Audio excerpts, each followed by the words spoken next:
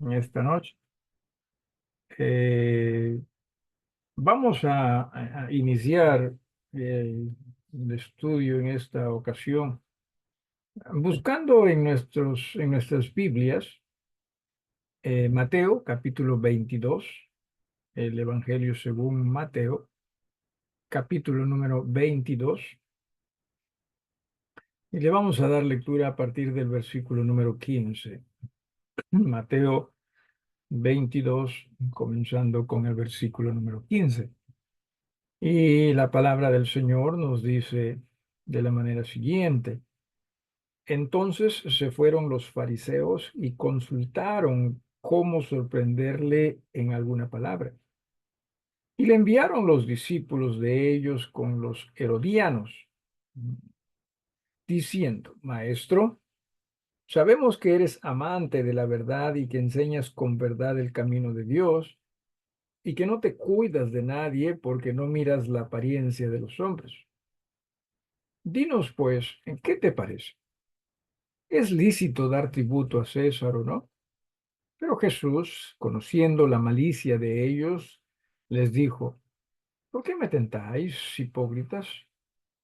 Mostradme la moneda del tributo. Y ellos le presentaron un denario. Entonces les dijo: ¿de quién es esta imagen y la inscripción? Le dijeron: de César. Y les dijo: dad pues a César lo que es de César, y a Dios lo que es de Dios. Oyendo esto, se maravillaron, dejándole, se fueron. Una de las cosas que notamos eh, durante la Edad Media de este estudio, ¿no? Y también ya saliendo de la Edad Media, es el hecho de que existió este maridaje entre las llamadas iglesias y también el Estado. La Iglesia Católica mm, era la iglesia del Estado romano, ¿no? Y por ende de todo el mundo. Mm, Cuando comienza el protestantismo, básicamente esto se hizo más extendido, o sea, maridajes entre Estado y ah, iglesia, porque los luteranos fueron la iglesia de Alemania, ¿no? Los presbiterianos, me parece que así fue como nosotros lo vimos. También se habla de ciertamente de ser de aquellos que en Suiza, ¿no? Tuvieron su, sería su maridaje, ¿no? Con el país y más adelante también la iglesia anglicana, ¿no? Con Inglaterra. Así que en estos momentos yo quisiera más bien plantearles una pregunta. Nuestro país, sí, lo conocemos como un país religioso, ¿no? Nuestro país, Perú. En nuestras leyes se dice que somos un país laico, o sea, un país con convicciones religiosas, pero no afiliado a ninguna religión, o sea, como país. ¿Eh? Sin embargo, es interesante, y acá tengo unas notas que quisiera leer. Es interesante saber que, por ejemplo, la Iglesia Católica, sí o sí, es exonerada a la renta, ¿ve? Al impuesto de la renta, al impuesto general de las ventas y al impuesto predial. No que otras iglesias no lo sean, también lo es, pero se hace un poquito más complejo, ¿no? O sea, tenemos que rebuscarlas como que, miren, también nosotros nos acogemos a esto, mientras que la Iglesia Católica, ellos no tienen que rebuscar estas leyes porque rápidamente a ellos les dan estos favorecimientos. Eh, También hay exoneración de impuestos y tributos a las donaciones católicas. ¿Sí? Nosotros, como iglesia, ahorita estamos mm, luchando para que nos permitan, ¿no?, ser recipientes de donaciones. No está siendo tan sencillo, eh, pero que a nosotros sí se nos objeta, ¿no? Las iglesias evangélicas. Eh, Programas católicos, o hay programas católicos gratuitos en la televisión estatal. O sea, a nosotros no necesariamente se nos permite. Estamos hablando de la televisión del Estado, ¿no? Eh, el gobierno da entrega de dinero para el funcionamiento de hospitales católicos, ¿sí? A nosotros sí simplemente se nos pide que prediquemos la palabra. Ahí si nos queremos meter con algo así como esto, tenemos que pagar impuestos, ¿no? Ya que ya no se está haciendo tan justo como se piensa.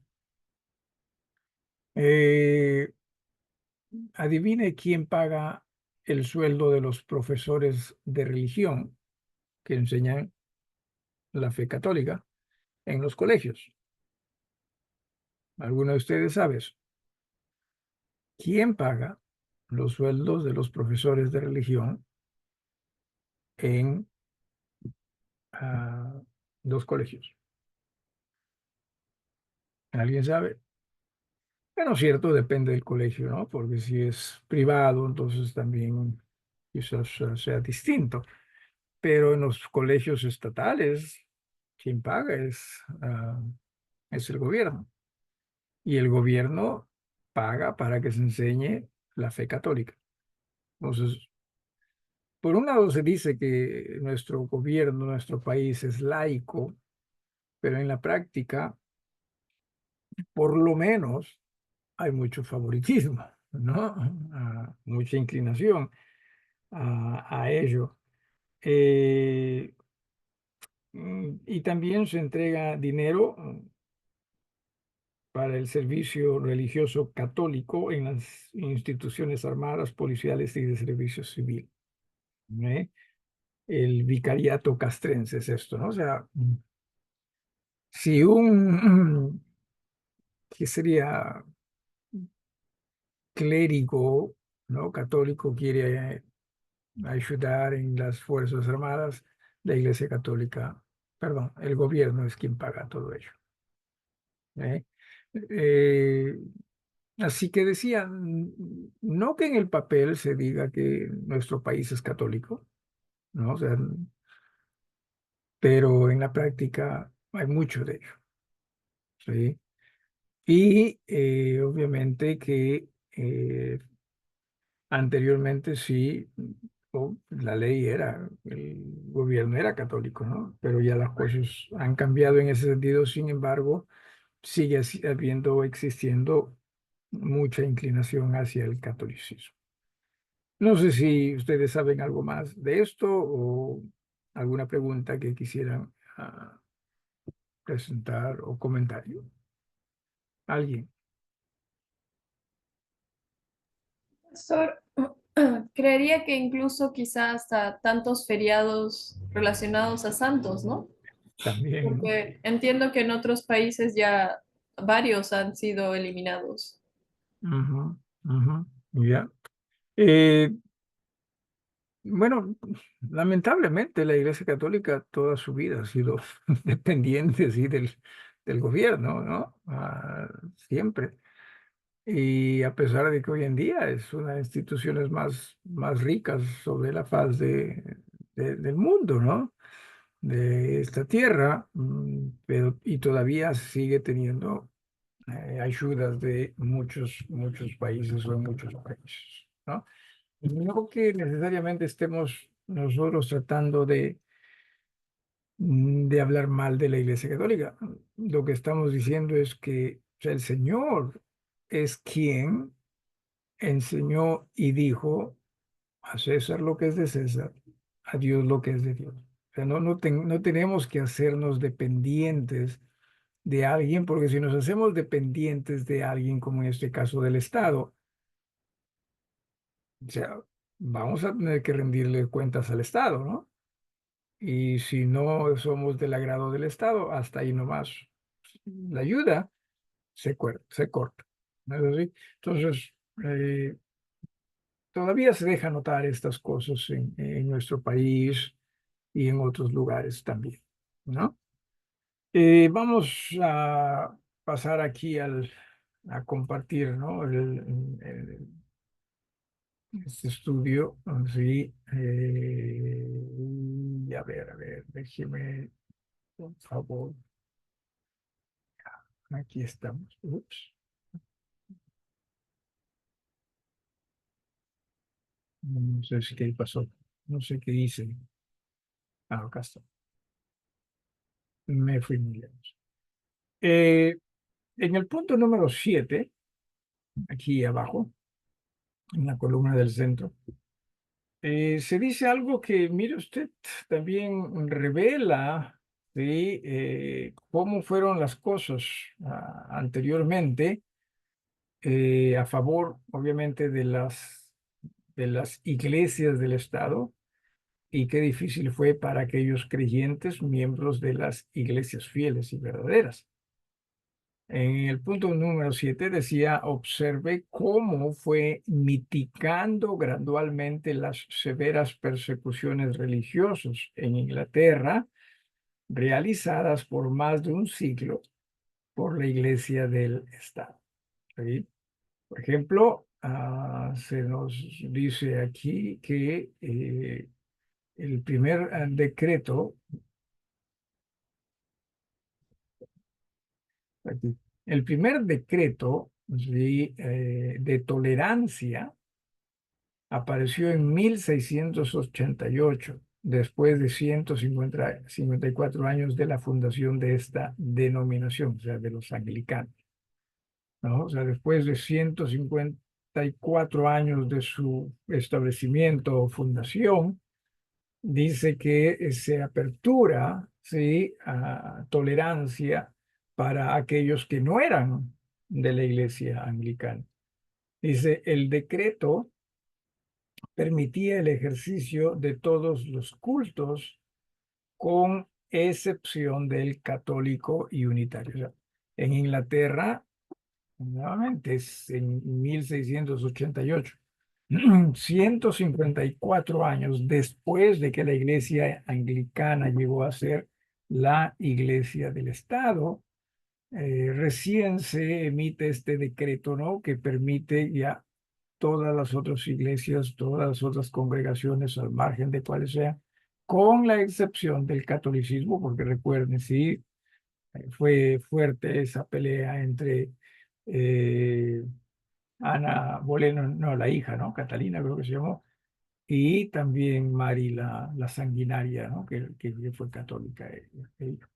Entonces, por esas rencillas que hubo, esos enfrentamientos, nunca se vieron bien la Iglesia Católica y el anglicanismo, ¿no? Y lo mismo dice de los unitarios. No sé si tienen alguna pregunta. Es que era como que comenzaba a verse la luz, ¿sí? Definitivamente puede decirse, creo yo, que ayudó el hecho de que los protestantes no se rebelen o salgan a la luz, pero vamos a ver también que no era tan completa esa ayuda. En el punto número 2, estamos hablando acá de Inglaterra, ¿sí? Estamos hablando de Inglaterra. El segundo, el segundo decreto, esto es, se realizó en 1778. Este admitía a la Iglesia Católica el ejercicio de su culto, pero se excluía a los unitarios. O sea, ya a la Iglesia Católica también se le permitió, ustedes pueden hacer sus cultos en Inglaterra, ¿no? En el punto 3, si usted tiene alguna pregunta o algo que quiere agregar, por favor, deténgame y veríamos qué se puede hacer al Pastor, respecto. Sí. perdón, disculpe, que unitario no escuché qué significa. ¿Qué significa? Es una congregación también que trató de comenzar a hacer las cosas en forma bíblica, ¿no? No que necesariamente querían ellos salir del anglicanismo para hacer una iglesia distinta, sino más bien querían hacer del anglicanismo una iglesia correcta, así, pero no se pudo y terminaron siendo una religión distinta, ¿no? No se piense que cuando se dice distinta, lo hace o hace de esta congregación una iglesia conforme al Señor. No, habían muchas limitaciones al respecto, había mucha influencia del anglicanismo en ellos, así que manéjelo con cuidado esto, pero sí su salida de los anglicanos, a la salida de estas personas que terminaron estableciendo el unitarismo, eh, esa salida del anglicanismo fue algo fuerte, ¿no? Entonces, por eso es que habían esas diferencias. ¿Algo más o alguien más? ¿Alguien más? Ok. Pasamos entonces a el punto número 3. ¿Sí? El tercer decreto de tolerancia se reveló en 1803.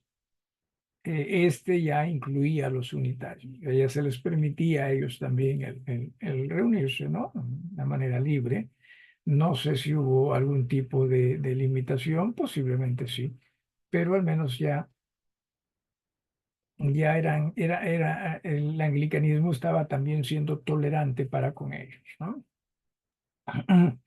En 1828, en el punto número 4, como también en 1829, fue promulgado el decreto conocido como el decreto de ensayo, por el que se concedía a los disidentes de la Iglesia anglicana acceso a empleos públicos. O sea, hasta estos años, sí, los únicos que podían ah, tener un trabajo dentro del sector público en Inglaterra eran aquellos que mostraban su carnet de ser miembros de la Iglesia Anglicana.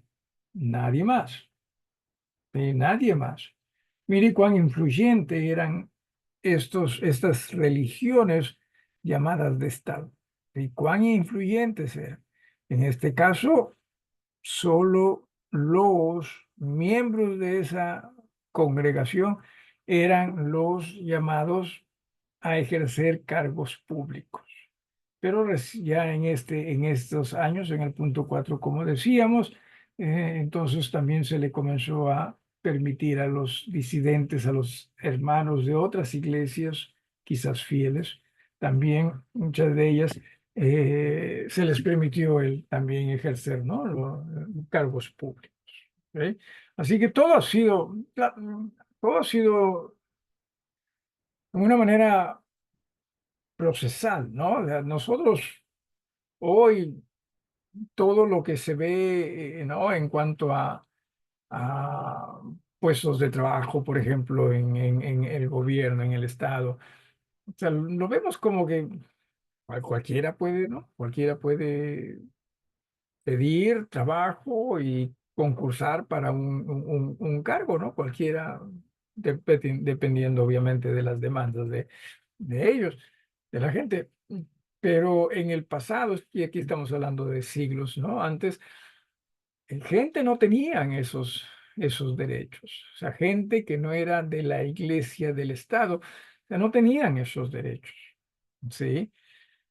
Y obviamente fue muy difícil también para ellos. ¿Hay alguna pregunta hasta acá? Dice en el número 5, y debe decir en el versículo número 5. Ah, en 1836, 1837 y 84, los decretos de inscripción y matrimonio, de inscripción se refiere a nacimiento, ¿sí? Matrimonio, ¿sí? O sea, comenzó a aceptarse también de los, repito, miembros de otras iglesias, ¿sí? Con esto dice que se concedía validez a los bautismos y matrimonios celebrados por los disidentes. O sea, si previo a estos 1836, 37 y 30 y 44, si previo a esto, ¿no? Una pareja de hermanos de otras congregaciones se casaban, ellos no eran reconocidos como casados ante el Estado, ¿sí? Es más, eh, los hijos tampoco eran vistos como ciudadanos, en este caso de Inglaterra, no eran vistos así. Quizás los veían como foráneos, sí, ah, pero no como uno de ellos. ¿Ah? En el punto número 6 dice que en 1854, en 1854 apareció la ley de reforma. Esto abría las puertas de Oxford y Cambridge a los estudiantes disidentes.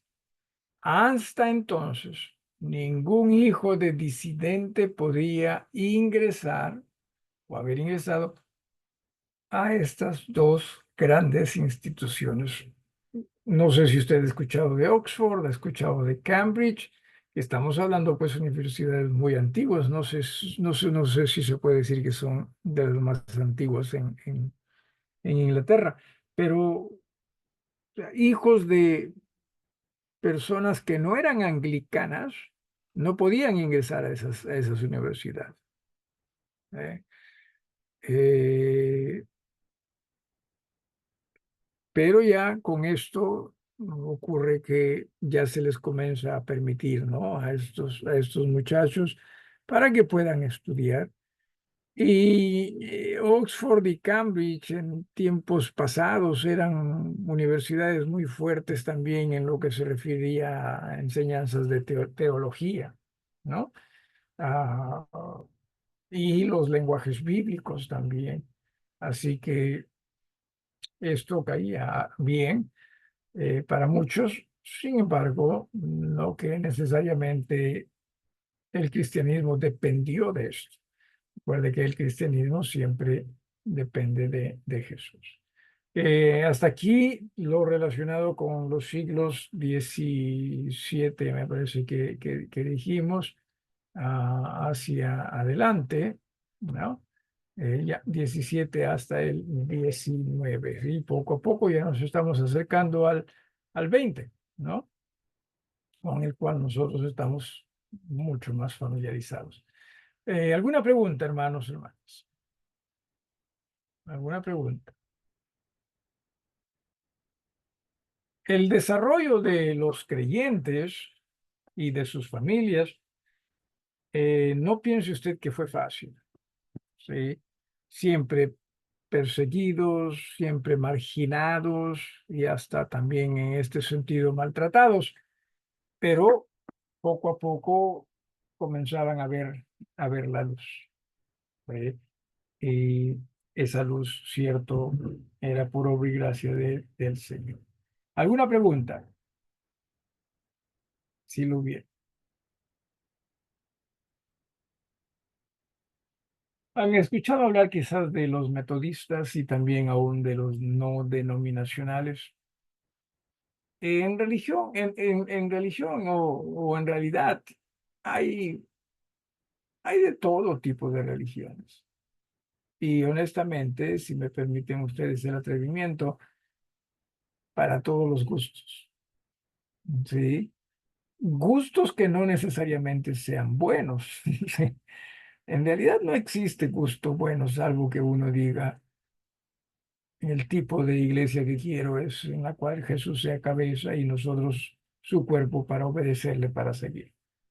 Pero por lo general más tiene que ver con que escucha uno y si le agrada a ese uno lo que escucha.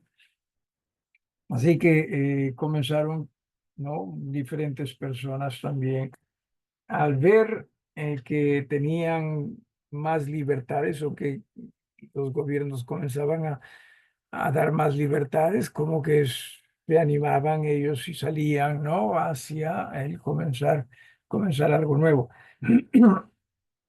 Hace un ratito lo dije que en realidad no es que se quiso comenzar algo nuevo, sino lo que pasa es que siempre va a haber esa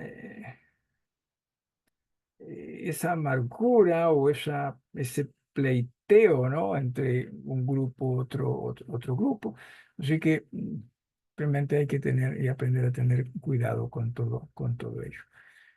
John y Charles Wesley y George Whitefield. Se dice que estos fueron los autores del metodismo. ¿Vale? Y presta atención a lo que se va a decir aquí. Ellos eran miembros de la iglesia anglicana y estudiaron en Oxford para ser ministros. Una buena educación, ¿sí? Eh, pero algo interesante es que se dice y se ha descubierto es que ellos no eran convertidos aún. Simplemente tenían religión, ¿no? Pero no que hayan hecho alguna profesión de fe en Jesucristo. Entonces dice aquí que su deseo no necesariamente era el de iniciar otra iglesia, sino simplemente un gran avivamiento, ¿no? Que vívense, ¿no? La iglesia anglicana les cerró las puertas y ellos comenzaron a tener reuniones al aire libre, en casas o en los templos de otras iglesias. Sus primeras agrupaciones se llamaron sociedades y su primera conferencia fue realizada en Inglaterra en 1744. La Iglesia Metodista Episcopal se formó oficial y definitivamente en América, en Baltimore, año 1784. Eh, Así que esto también fue a través de un proceso, ese proceso de primero simplemente tratar de mejorar lo que era la iglesia anglicana y una cosa los llevó a otra, perdón, a que digan, bueno, ¿qué tal si también nosotros nos reunimos nada más, ¿no? Y eso los llevó a que se conviertan en una congregación, en una denominación como se menciona ahí. Permítame aquí leer y repetir que la Iglesia Metodista Episcopal se formó oficial y definitivamente en América, en Baltimore, en el año 1784. ¿Vinieron ellos siendo ya una congregación? No, da la impresión de que llegaron más bien a ser una congregación estando en Estados Unidos. Pero sí, muchas de las personas simpatizantes de estas personas también mencionadas, John y Charles Wesley y George Whitefield, muchos de sus seguidores los siguieron a ellos a la tierra de la Nueva América, ¿no? Y es así como es que formaban sus iglesias tan grandes y tan fuertes, ¿no? Los fundadores del metodismo, al salir de los anglicanos, estoy más o menos por acá después de la fecha de 1784, los fundadores del metodismo, al salir de los anglicanos, llevaron consigo un número de errores de la iglesia madre y la abuela. O sea, ¿quién fue la iglesia madre? Los anglicanos. ¿Quién fue la abuela? La iglesia católica. ¿eh? Su gobierno es de prelados, no dice de pelados, así que quizás también lo era. Pero, ¿qué significa prelados? Ah, lo noté en algún lugar. Esto es básicamente de curas, ¿no? O sacerdotes eran los que gobernaban las iglesias, no toda la congregación. Esto les causó luchas internas y también divisiones. ¿Ok? Ah, en fin, el bautismo infantil también era algo que ellos practicaban. No sé, no sé si hacen ello hoy en día. Supondría que sí, pero en fin, no tengo contacto yo con ellos como para definir las cosas. Eh, Alexander Campbell, inmigrante escocés e irlandés, que se convirtió en ministro ordenado en América. Aquí en América es que a él le dan la licencia para el pastorado, para predicar. Él, dice, lideró con su padre Thomas, que era un ministro presbiteriano, el movimiento de restauración. ¿Verdad? Querían hacer algo también distinto, no algo mejor, no que como que no, ya están muy enfrascados en lo suyo, en esta congregación, así que tratemos de darle un avivamiento, ¿no? Y una cosa los guió a otra. Esto, ¿no? Después de haberse instaurado el movimiento de restauración, esto originó, dice, alrededor de 1830 las iglesias cristianas no confesionales que declararon su sumisión a la Biblia. O sea, salieron del protestantismo. Sí, o sea, estas iglesias salieron del protestantismo y se declararon, como dice acá, o declararon su sumisión a la Biblia. Sus congregaciones se identifican como discípulos de Cristo o iglesias cristianas. Así que muchas cosas han ocurrido para bien también, ya que las iglesias fieles también comenzaron a tener oportunidades de adorar, de servir conforme ellos lo creían conveniente y otros simplemente se dedicaban a acusar. Así que tengamos siempre cuidado cuando nosotros veamos la historia. ¿Alguna pregunta, hermanos, hermanas? ¿Alguna pregunta? De lo contrario, ahí nos vamos nosotros a detener y a la próxima semana continuaremos ¿sí? con lo que serían los bautistas en América. ¿Sí? Acá debe estar el título, supongo. Pastor, Yep. una pregunta. O sea, siendo tan complicado, o sea, entiendo que, a ver, sé de la historia que nos está explicando, Ajá. pero, o sea, ahorita saber de la iglesia a la que vayas, saber realmente eso, ¿no es demasiado complicado? O sea, no hay no hay demasiados enredos. O sea, ¿cómo Eh, llegar a uno? lo, y puede ser que sí, pero o sea, lo que más bien estamos notando es que la mayoría de congregaciones que existen hoy salen de la Iglesia Católica a través de ya el protestantismo. O sea, todas ellas salen por allí. No que tenga usted que definir, ¿no? O sea, de dónde sale tal y cual religión, sino en rasgos generales, la mayoría sale de ello. Es como, a ver, permítame ir acá. Como esta gráfica, sí, déjeme aquí rapidito. Ya, como esta gráfica, ¿sí? Que mire usted, aquí en este ramal viene la Iglesia Católica en el año 800 y algo, estoy bien. Bueno, está bien, viene la división Y bueno, ya algunos sínodos y luego ya comienza el protestantismo. Aquí está Lutero. Sí, o sea, el protestantismo sale de la Iglesia Católica. Si eso lo hace bien o no, ya es algo que usted tiene que definir. Pero no solo ello, sí, sino que la mayoría de iglesias que vienen del pasado vienen de acá, ¿no? De Lutero, Calvino, ¿no?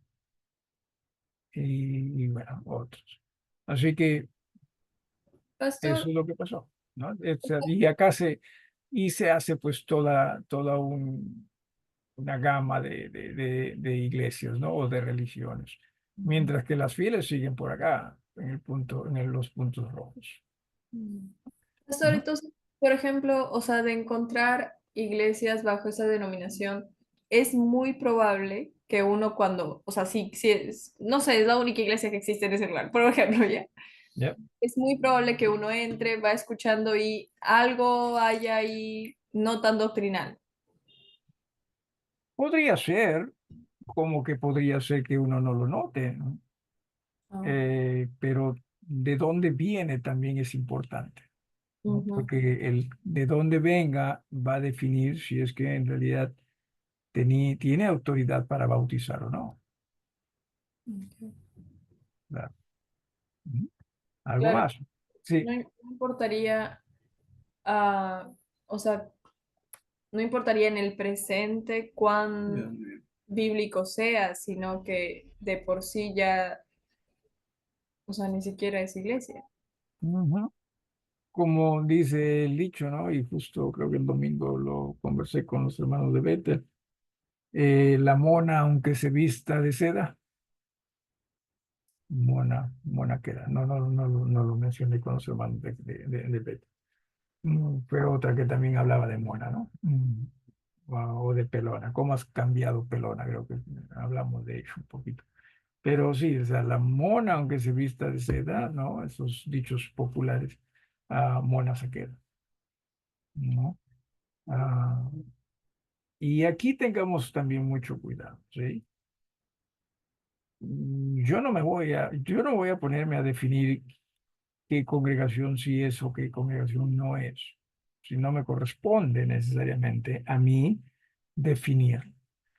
La única forma en la cual yo voy a ver a cada llamada congregación es a través de lo que la Biblia me enseña, ¿sí? Y dentro de ello, o sea, su doctrina, pero también su historia, porque quizás no esté tan bien en ello, ¿no? Y que la idea es que ojalá puedan corregirse. Y el Señor siempre guía a iglesias a toda la verdad, pero a veces nos es difícil aceptarlo, ¿no? Ya nos hemos acostumbrado a esto, ¿no? ¿Para qué? Entonces, es lo que está pasando. ¿Alguien más?